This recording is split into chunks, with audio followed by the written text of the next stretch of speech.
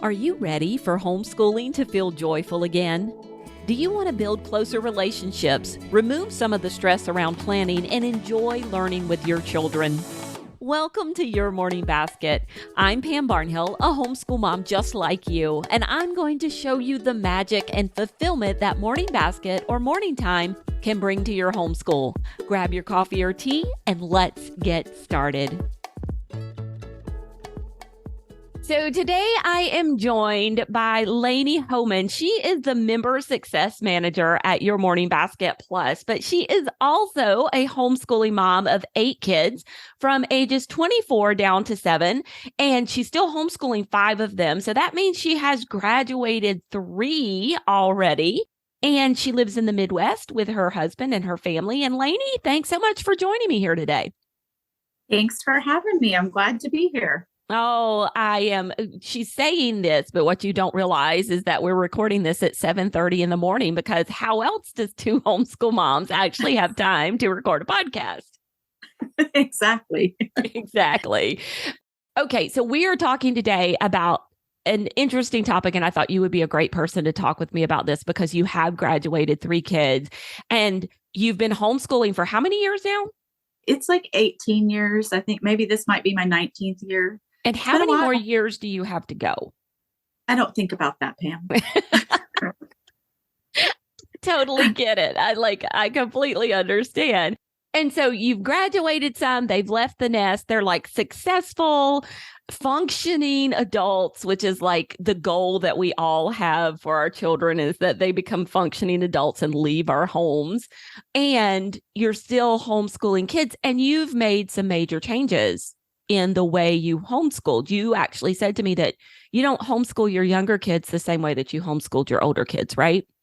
Absolutely not. If I could, I always tell my older kids, I'm like, if I could go back and do it again, it would be totally different.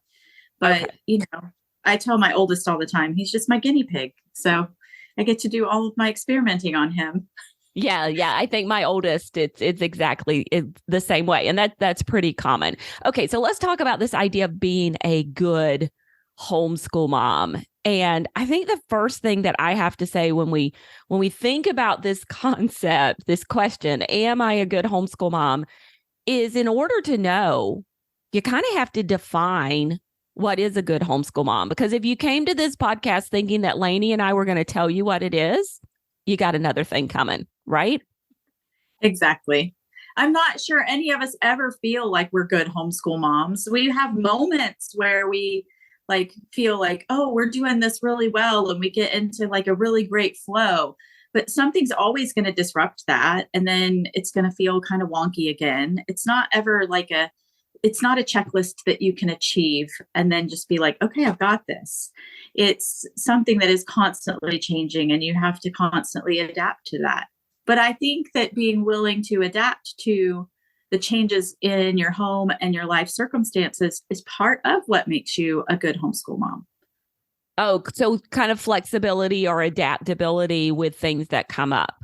Yeah, I think that's one of the things that would, if we become so rigid in the way that we do things that we're not willing to be able to flex with situations that come up, it really, I think, creates strife for not only us, but sometimes our children. And I think that being willing to assess your current season in life, your current situation, and being able to provide what is needed in those moments is part of the journey of homeschooling well. Yeah. Okay. So I have a couple of thoughts I want to bring up and see what you think about them. So do you think that sometimes in order to be a good homeschool mom, you have to do things differently for different kids? Like, I can be a good homeschool mom for this child, but to be a good homeschool mom for this child, I may have to do things slightly differently. I think that's true. I mean, that's actually one of the reasons that I started homeschooling in the first place, was that I saw that my oldest 2 children had these really different academic needs, and I wanted to be able to meet their individual needs. And meeting individual needs in a homeschool does sometimes mean that it looks different for one child versus another. But that doesn't mean that we can't have something that brings us all together as a family so that we're like one cohesive unit. It just means that we may have, like when I have high schoolers, my high school transcripts don't all look the same for every child. They're tailored to that child's individual needs and interests and what it is that they need to kind of get them moving into adulthood, and what it is that their interests are and where they want to go. And I see that our job as a homeschool mom we can start that tailoring at a much younger age and helping them kind of figure out. But then there are these certain things that are just kind of, well, we have to do this. And the doing of it every day, which is challenging, is the thing that, when we hold ourselves accountable to be consistent with educating our children, no matter which methods and philosophies we're using, it's that consistency that constantly builds up. And we've talked about that before with the concept of morning time, about it's the little grains of sand that, pile up to be something big in the end. And I think that it's the little ways that we meet our children where they are that, add up over the years to kind of help them figure out how to help themselves and to kind of figure out what it is that they need to do in the future as they are becoming adults and they're coming against obstacles and they have to solve their own problems. At least that's kind of the goal. Yeah, exactly. Okay. I love that. And I do. And I think about like my youngest, he has, for whatever reason, I mean, I like to say it's because he's the baby and he's spoiled, but like he needs me there more than my older kids at that age. Now I could probably force the issue. I don't know that I want to, because I think it would mess with the relationship, but he's different. And then my oldest is different. My middle child they're just all so different than each other. And so for me to be the homeschool mom that they need in the moment, I have to sometimes behave a little differently and do things a little differently for each one of them. So when I was thinking about this concept this morning, as I was getting a shower and washing my hair before we got started, because I always do all of my best thinking in the shower, I think because it's quiet. One of the things that occurred to me was, if I were to take stock and grade myself, as a homeschool mom, how would I know what to grade myself against? And I kind of went back to my vision that I write. So in our course, Put Your Homeschool Year on Autopilot, the very first thing we do is have you write a vision for your homeschool. And the vision for your homeschool is not what you want your kids to be or everything that you want them to know or something like that. But instead, it's about the things that you can control, which is the atmosphere of your home, right? The things that you need to work on, or you can work on every day to create this atmosphere of learning that's important to you, important to your husband, important to your faith, important to everybody under your house. And so you come up with this idea of a vision of what's important. And as I was thinking, if I'm going to evaluate whether or not I'm a good homeschool mom, I think I would have to evaluate myself up against that vision. What do you think about that? Because I know you have a vision. Yeah, I think that is a really valid point. And you have to kind of have, what are the main things to you? What are the most important things to you? And what are your expectations out of your homeschool? But I think one of the things you said there that's most important has to do with, it's not the things, we have to make sure that our vision includes things that we can control. And it has more to do with the atmosphere in our home than a specific thing that we're going to do. Because, you were talking before about how each of your kids is so different and homeschooling them looks different. And I know that's the case in my homeschool as well. But I think especially, and this came over years for me, but as I was homeschooling my oldest children, I had ideas about what I wanted my homeschool to look like, and the maybe educational philosophies that we were going to use.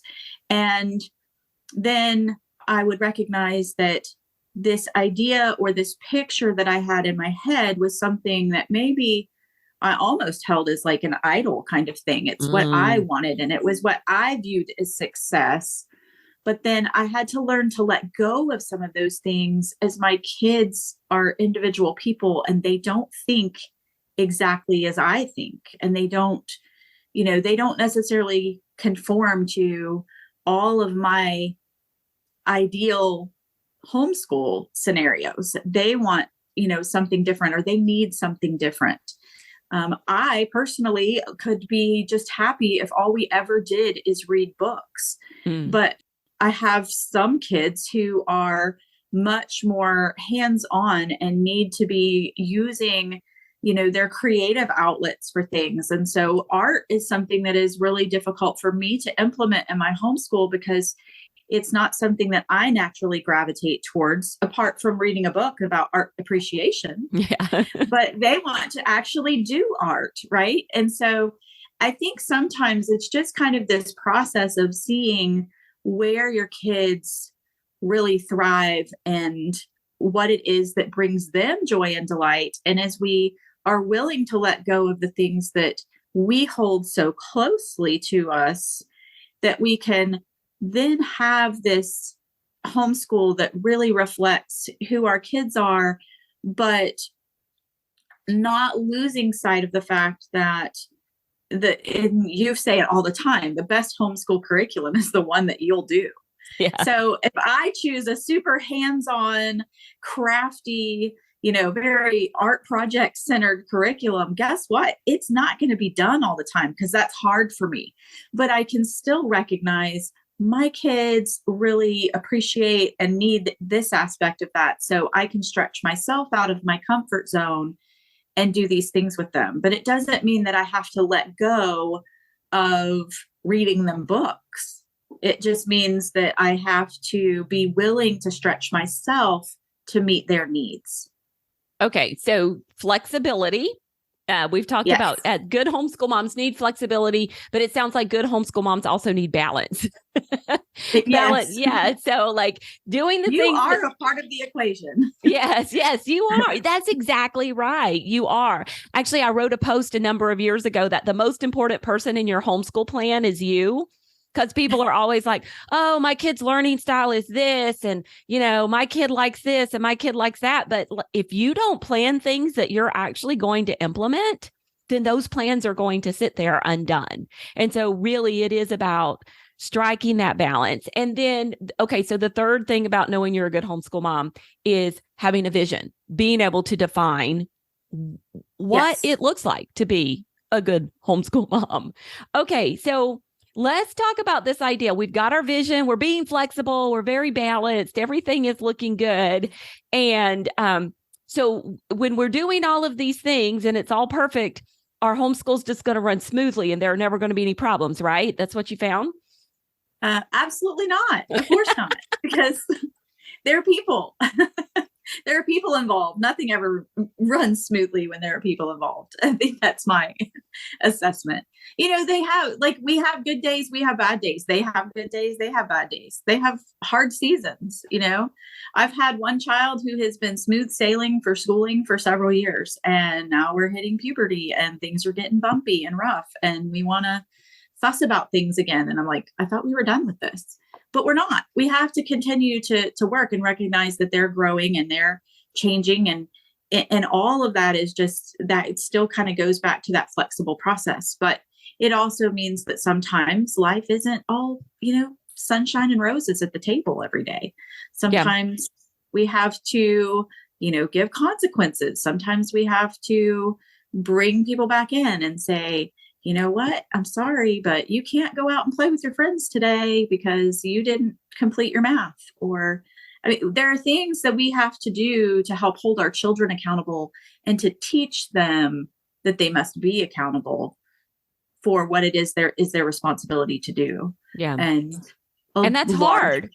It is hard because sometimes it's easier to let them go. Yeah. And let them do what they want to do.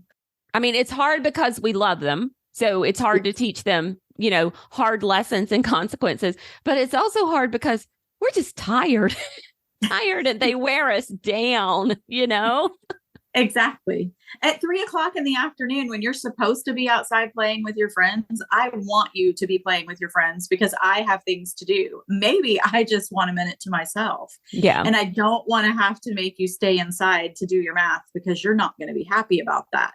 And it means that I have to take the time that I thought I was going to have to myself for a few minutes to make you do your math and sit there with you to make sure you're doing it.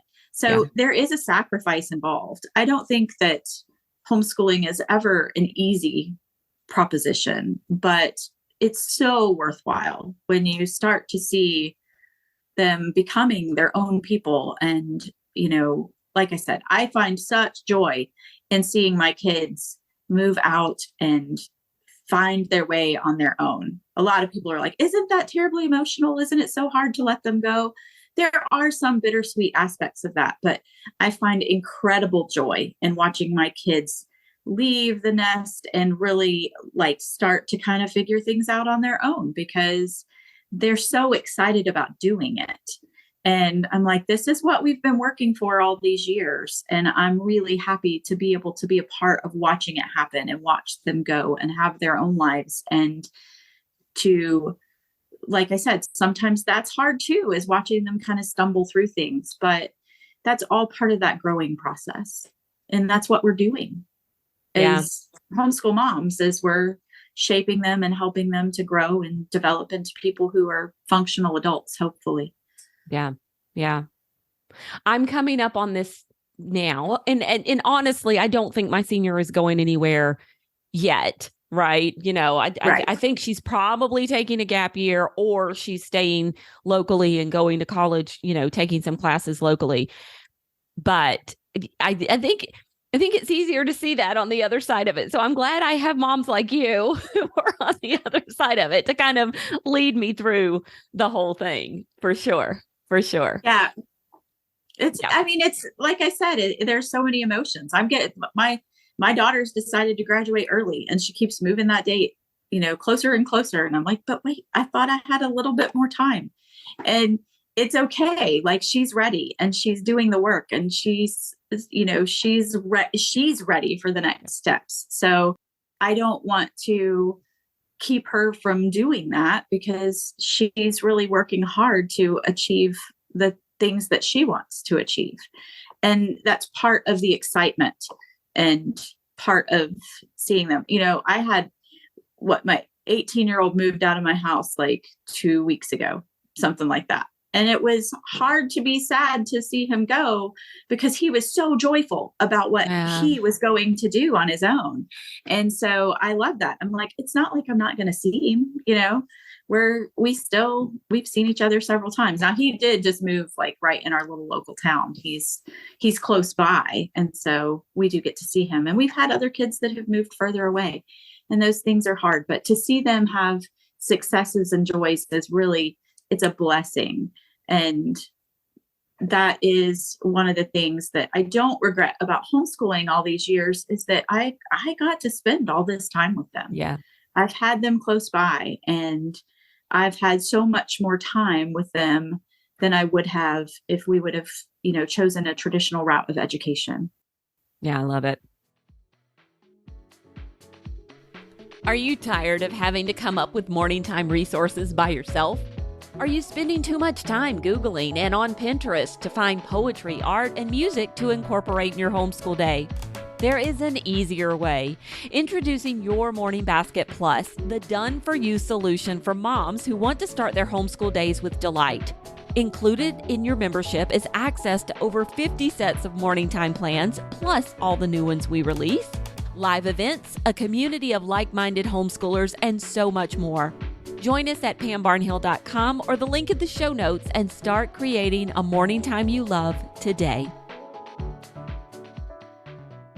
Okay, so what I'm pulling from this little section is homeschool moms have to do the right thing even when it's hard, because we kind of went in a couple of different directions. So a good homeschool mom does the right thing even when it's hard, whether that's making the kids sit there at 3 and do the math worksheet even when she would rather be, you know, sitting on the couch eating bonbons, or letting them fly from the nest with joy because that's what they're supposed to be doing. Okay, so let's talk about critics, because here is my thought, and then I'm going to get your thought. My thought is when people are evaluating, am I a good homeschool mom? They're trying to answer their toughest critic. And for me, my toughest critic lives inside of me. It's like the little voice in my head. Do you find that to be true? That's 100% true. I think that's probably fairly universal for homeschoolers. Or occasionally you'll have somebody who has a very vocal critic, like maybe a family member who doesn't support the idea of homeschooling, and then they're working towards proving somebody else wrong. But I still think that inside that still comes with our own internal critic, because we're worried about meeting somebody else's expectations. And I think that also comes from inside of us. And it's hard to day in and day out and feel like you've made mistakes, but you're going to make mistakes. Yeah. Right. Yeah. At least I'm going to. Pam, I think you've probably made mistakes, right? Lots and lots of mistakes. And I think that's the thing right there is when, I think the good homeschool mom, and we keep, this is what we're doing the podcast about, y'all. So don't get upset that I keep saying good homeschool mom, like there are bad ones out there. But the good homeschool mom is the person who's going to learn from those mistakes and pivot from those mistakes. And so I think not letting that critic's voice become so loud that it drowns out reality, and it drowns out, like mistakes are learning opportunities. And so when we make a mistake, cultivating the attitude, growing that mindset of, yeah, I made a mistake. I probably could have done that better. Maybe I need to apologize to somebody. Usually in my house, it was a child, right? I needed to apologize to a child. What a great opportunity to model asking for forgiveness, and then how am I going to do things differently next time? How am I going to pivot this situation? Exactly. And, isn't that again, it's just a modeling, because isn't that what we want our kids to do? I don't want to correct my child and then have them continue in the same behavior. And I don't want to get down on myself about something that I've made a mistake, or I've done something that I feel like I shouldn't have done, and I'm feeling repentant of that. Well, part of repentance is turning, right? It's not just a oops. And so I think that pivoting is an essential part of, learning from what it is. Like, how did I do this that I'm not happy about it? And then wanting to change it so that you can do something a little different the next day or in the next moment. We don't have to continue. And I think it's really important to not stay just kind of bogged down with letting yourself, telling yourself that you're not a good homeschool mom, since we're using that term. And I'm just going to throw this out there. If you're listening to this podcast, I probably think you fall into the category of good homeschool moms, because you're worried about whether you're a good homeschool mom or not. You're seeking other information, and you're looking for, other people to kind of help you figure out, what does that look like? And I think that just that desire to learn and to grow and to really put ourselves in a situation where we want to know more, that's an indication that you are doing the things that need to be done to be, like you said, this is audio, but you got the air quotes here, the good homeschool mom, right? Yeah. What people have asked me before, I don't know if I can homeschool. How do you know if you can homeschool? How I have these kids, I think I want to homeschool them, but I'm just so scared. I don't know that I can do it. How do I know that I'm capable or qualified or whatever? And my response is always, if you have a willingness to learn, if you have a willingness to do the work, if you have a desire to better yourselves and better yourselves, back to the air quotes, you're going to be a successful homeschool mom, because that's what it takes. None of us knew how to homeschool when we started, right? None of us knew that. And we've all just learned as we went along. And so anybody with a love for their children and a willingness to do the work, quite frankly, because we're not going to sugarcoat it for you here. Homeschooling isn't easy, but if you have a willingness to do the work, then you can successfully homeschool your kids. Absolutely. And again, it's not easy, but it's so worthwhile. I think, Yeah. You said none of us starts out feeling like we can homeschool. I remember when we decided to pull our child out of public school, and I called a couple of local homeschool moms that I had, kind of been put in contact with, and I was discussing it. And I was probably just a panicky hot mess and didn't realize it, because I remember this older mom who'd been homeschooling for many years and had lots of kids. She was like, the first thing you need to do is just calm down, honey. She's like, it's all going to be okay. And I never forgot that, because I think that that's true. Like when we enter into homeschooling, it is this big, scary thing that is like, we enter and we're trying to figure out whether we can do it. Even those of us that go into it and we're like, well, I always planned on homeschooling and I had a plan, and this was the philosophy I was going to use, and this is the curriculum I'm going to use. I had all 13 years mapped out on a spreadsheet. It was great. And how many of your 13 years look like what you thought it was going to look like when you started? 0. Exactly. So I think it just really doesn't matter whether you think you've got it all together on the front end and you've done all the research and or you feel like this floundering, panicky, hot mess of, I don't even know if I can do this. I think it's just an opportunity for us to do the work and let God's grace work through us, because that is really what it's all about. We don't control outcomes. Yeah. But you can rest in knowing that you are doing the work that has been put before you. Yeah. Okay. So I'm so glad you brought up God's grace, because I want to pick at something that's been bothering me.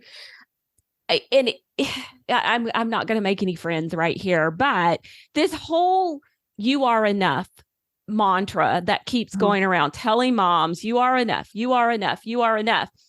I'm sorry. Let's stop telling moms you are enough, because you're not enough. You're not enough. And you don't have to be enough. Even more important than that, you don't have to be enough. Nobody's asking you to be enough. Nobody's requiring that of you. Like, you're the vessel, you're the conduit, And so asking for God's grace and take the pressure off yourself. Like, it's not even a question of, am I enough or not? That's not the right question. We're not asking the right question if the answer is you are enough.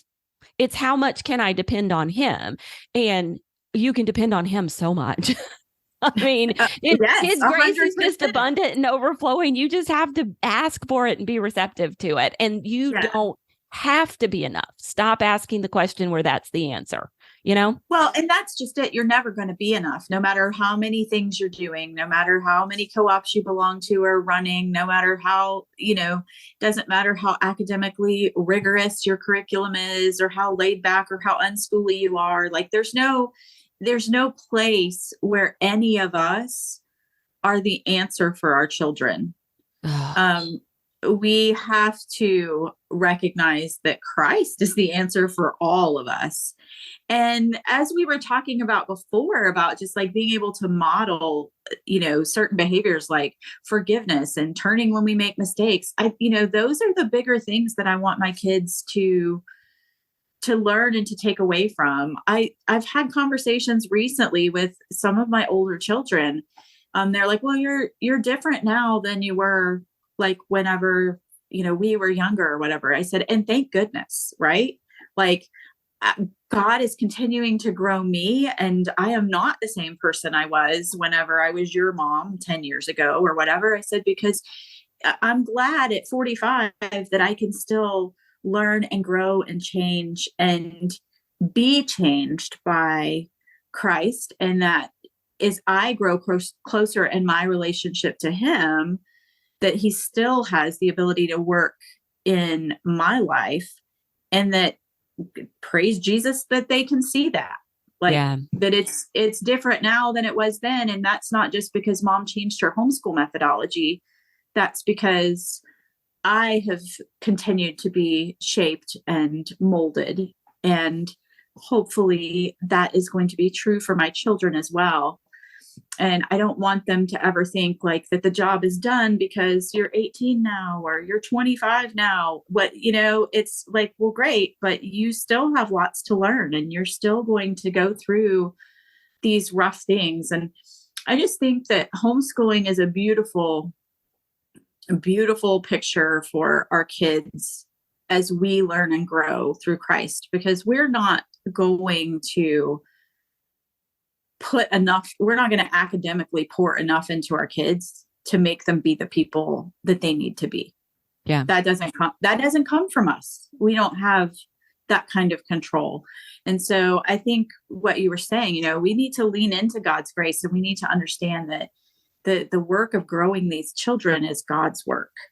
And we are like a conduit. We have the work that we should do as we are loving them and teaching them and training them. But the outcome is not, it's good. Like our vision, you don't want to put things on there that are things that we can't control. You can't really control the outcome of your children. And as moms, and I think as a homeschool mom in particular, that is especially hard. I have a theory that homeschool moms all have control issues. And perfectionism problems. Yeah. Yes. It's why we are willing to go against the grain of what everybody else is doing, because we need to control something. Yeah. Yeah. But, I think that can be used for good, but we have to be able to let go. And I think, isn't it Sarah McKenzie that says like, to hold loosely, like, yeah. I don't have a quote in my head, but from her Teaching from Rest book, it's, about we can make the plans, but you hold them loosely.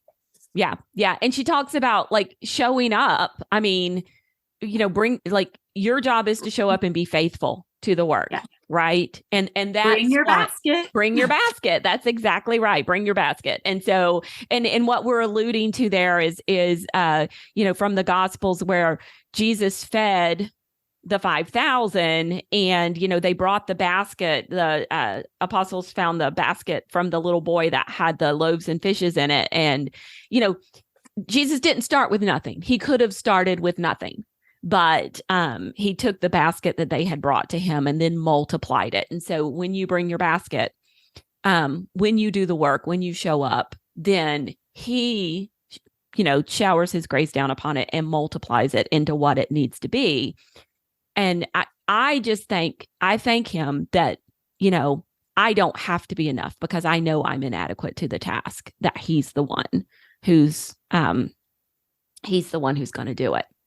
All right. Well, this is your morning basket. And, so let's kind of circle this around and talk about, as we finish up, can morning time help you to be a good homeschool mom?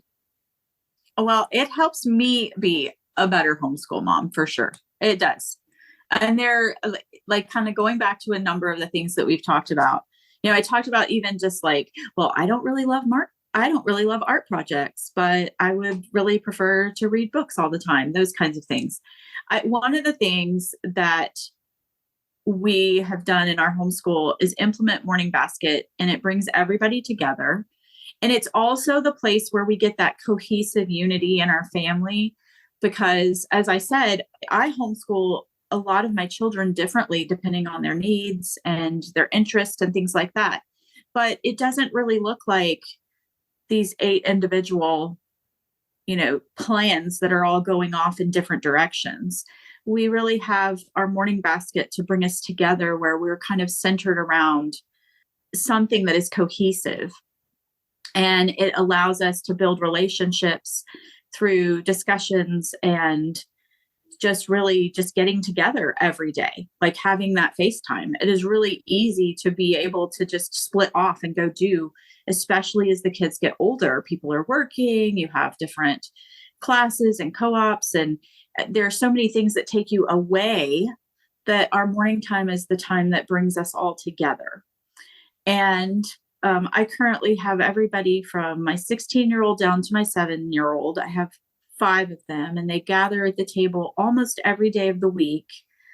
And we read and discuss and do art projects together. And, it's the time where we have connection before everybody is kind of separated to go off and do their own things. And that connection time happens consistently with our morning basket time so that we maintain those relationships. So, my 7-year-old was very upset that her 18-year-old brother was moving out.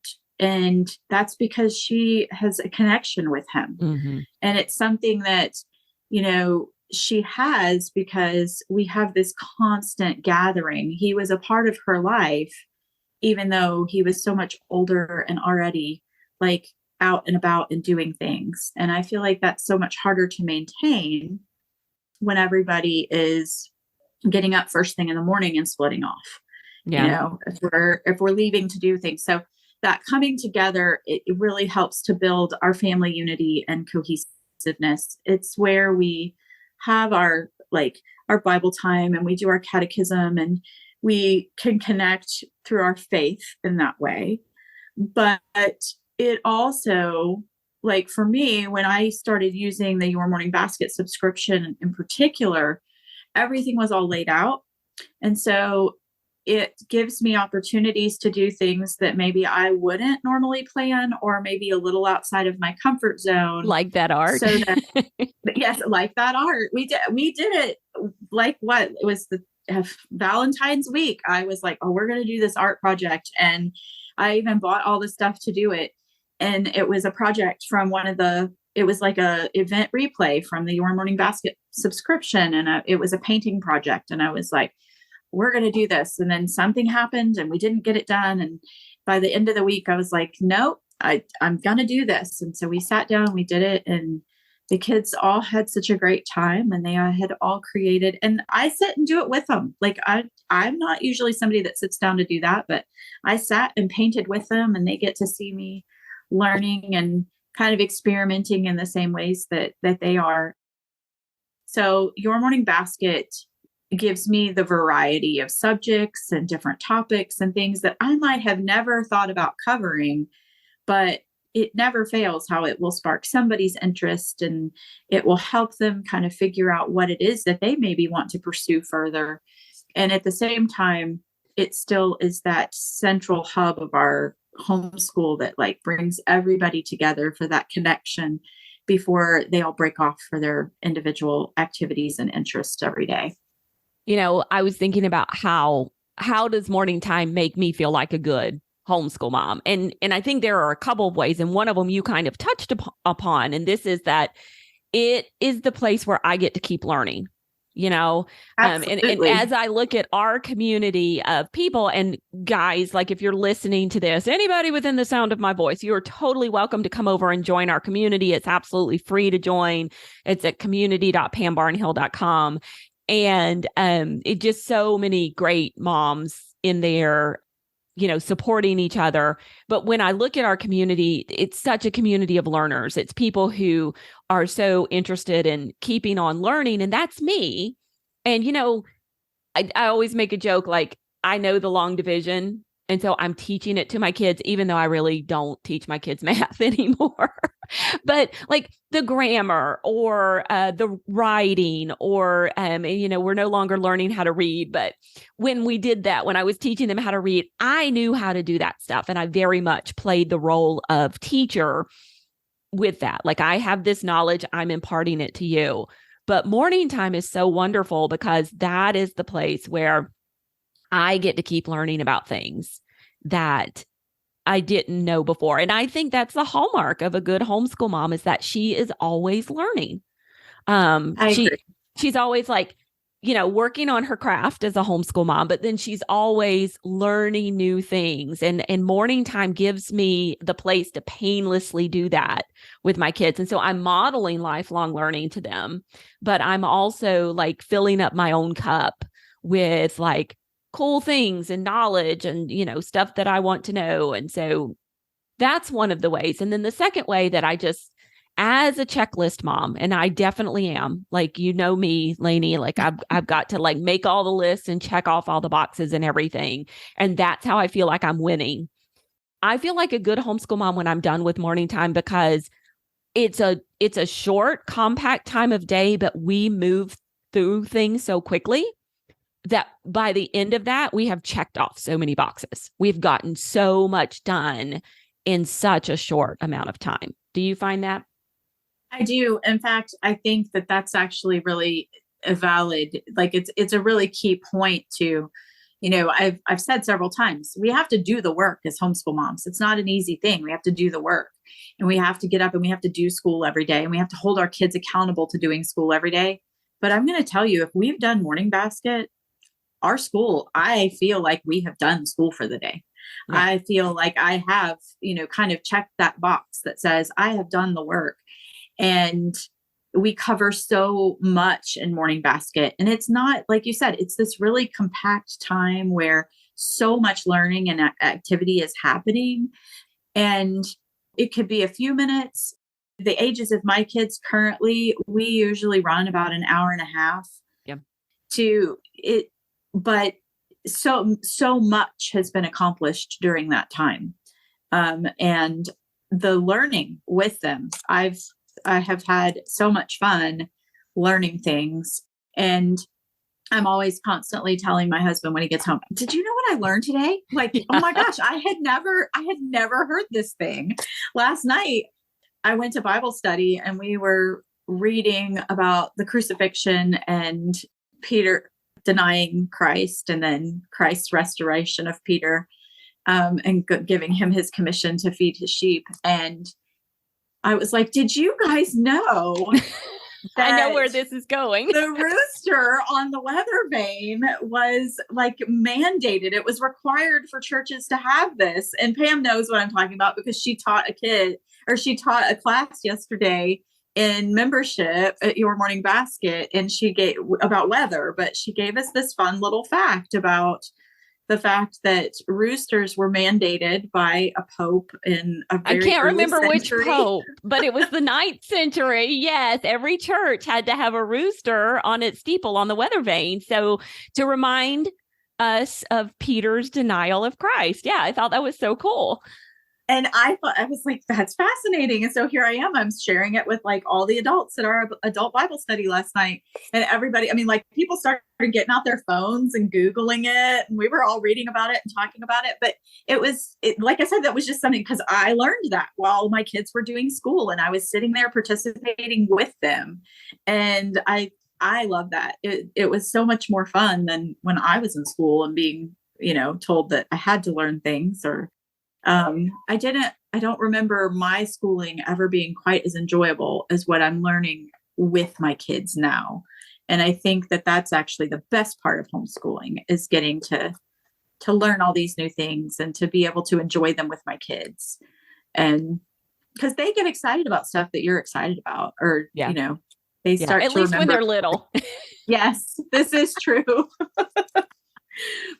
And when they're older, they're like, yeah, I don't agree with that. And you're like, oh, and that's why we say you switch from Bible stories to apologetics when they get older. So, they lean into that arguing and enjoy it so much. Yeah. And then I'm going to close this out by saying, we sing the doxology at the end of our morning time every single day. And I will say it again. I've said it already this season. I will say it again.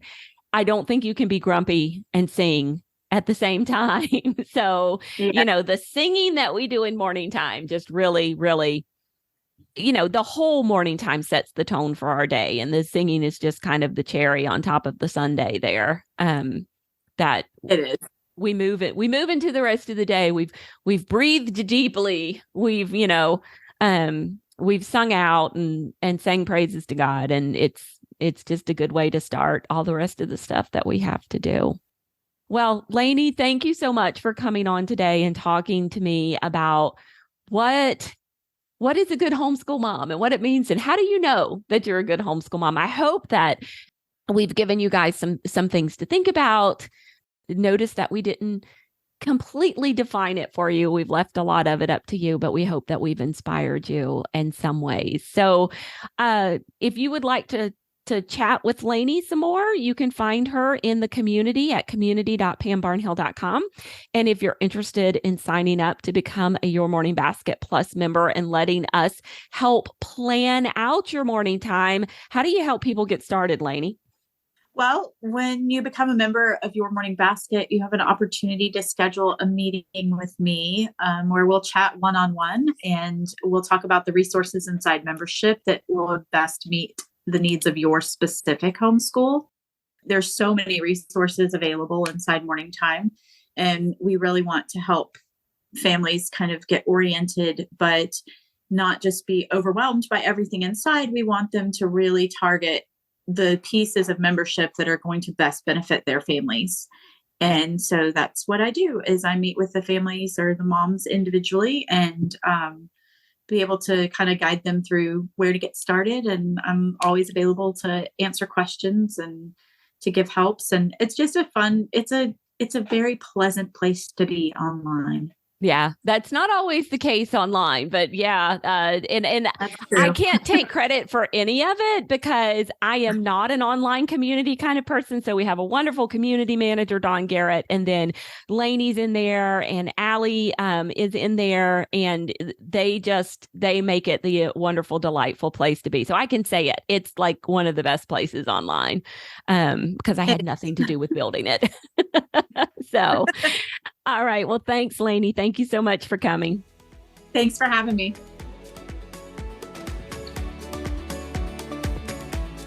Thanks so much for listening to Your Morning Basket. If you are ready to spend less time planning and more time engaged in learning with your children, join Your Morning Basket Plus, a monthly membership with everything you need to start a morning time practice in your homeschool. To join, head on over to ymbplus.com and I'll see you there.